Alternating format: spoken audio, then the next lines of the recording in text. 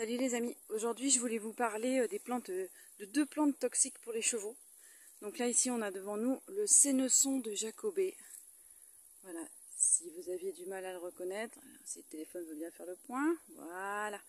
Fleurs jaunes, tiges rouges, rouge violacé, on voit bien là. Et puis les feuilles, voilà, dentelées de cette façon en arrondi. Donc ça c'est une plante qui est vraiment très toxique pour les chevaux, qu'elle soit fraîche ou sèche. Donc si vous en avez dans le foin, jetez votre foin parce que c'est toxique même à faible dose. Donc autant l'éviter. Là c'est un spécimen qui est très grand et il est presque aussi grand que moi. Et juste à côté, on a une autre plante toxique aussi pour les chevaux. C'est le millepertuis. Donc là il est un petit peu fané, il y a encore quelques petites fleurs. Et on le confond souvent avec le sénesson parce que les fleurs se ressemblent. Alors voilà, on voit le millepertuis, les fleurs, hop là, j'arrive à faire le point, voilà.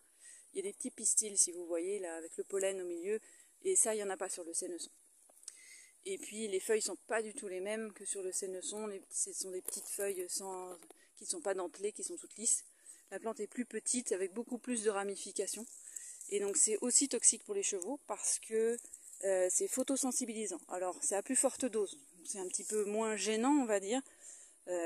Donc ça j'ai trouvé ces deux-là dans un chemin près de chez moi. J'aurai ça dans le champ de mes chevaux, je les arrache directement.